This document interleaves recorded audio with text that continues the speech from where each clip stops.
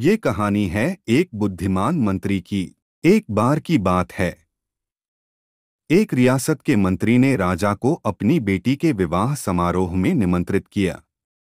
जब राजा अपने परिवार के साथ विवाह समारोह में पहुंचा, तो मंत्री उन्हें सम्मानपूर्वक विशिष्ट आसन पर बैठाने ले गए। तो मंत्री यह देखकर बहुत लज्जित हुआ कि एक सफाईकर्मी वहां बैठा हुआ था।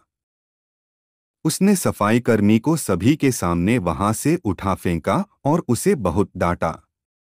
सफाईकर्मी ने बहुत अपमानित महसूस किया और बदला लेने की योजना बनाने लगा। अगले दिन सुबह जब वह राजा का कक्ष साफ कर रहा था, तभी वह जानबूझकर बड़बड़ाया, राजा कितने नादान हैं।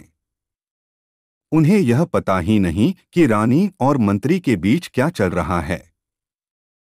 राजा आधी नींद में था। यह क्या बकवास कर रहे हो? उसने पूछा। महाराज, मैं पूरी रात सो नहीं पाया। मैं तो नींद में बड़बड़ा रहा था, सफाईकर्मी जवाब में बोला। हालांकि उसकी बात सुनकर राजा के मन में संदेह के बीज पड़ गए थे। राजा अब मंत्री से चिढ़ने लगा और समय समय पर अपमानित करने लगा। एक दिन तो उसने द्वारपालों से यह तक कह दिया कि वे मंत्री को महल में घुसने ही न दें। मंत्री राजा के व्यवहार से बहुत चकित था, लेकिन कुछ विचार करने के बाद उसे समझ में आ गया कि सफाईकर्मी ही इसके लिए जिम्मेदार हो सकता है। मैंने उसका अपमान किया था और उसी का उसने बदला लिया है। अब मुझे उसे दोबारा प्रसन्न करना होगा, तभी वह राजा की निगाह में मेरा सम्मान दोबारा दिला सकता है, मंत्री ने सोचा। एक दिन उसने सफाईकर्मी को अपने घर भोजन पर आने का निमंत्रण दिया और कहा, मेरे दोस्त, मुझे क्षमा कर दो। मैंने तुम्हारा अपमान किया था। मुझे गलती का एहसास हो गया है। इन सुंदर कपड़ों को उपहार के रूप में ग्रहण करो। चलो मेरे साथ भोजन करो।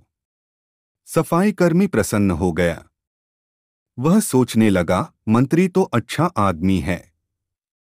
मैंने ही उस दिन गलती कर दी थी। अब सफाईकर्मी प्रसन्न था और प्रयास करने लगा कि मंत्री के बारे में राजा की धारणा बदल जाए। एक बार जब वह राजा के कक्ष में गया तो राजा सो रहा था। वह बड़बड़ाने लगा, अरे, राजा का तो दासी के साथ प्रेम संबंध है। बड़ी लज्जा की बात है। राजा ने उसका बड़बड़ाना सुना तो उठकर बैठ गया। राजा ने सफाईकर्मी को बहुत डांटा।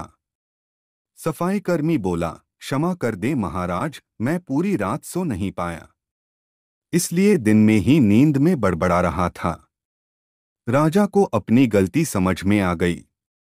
इस तरह की अफवाह के चक्कर में आकर उसने अपने बहुत अच्छे सलाहकार की अनदेखी शुरू कर दी थी।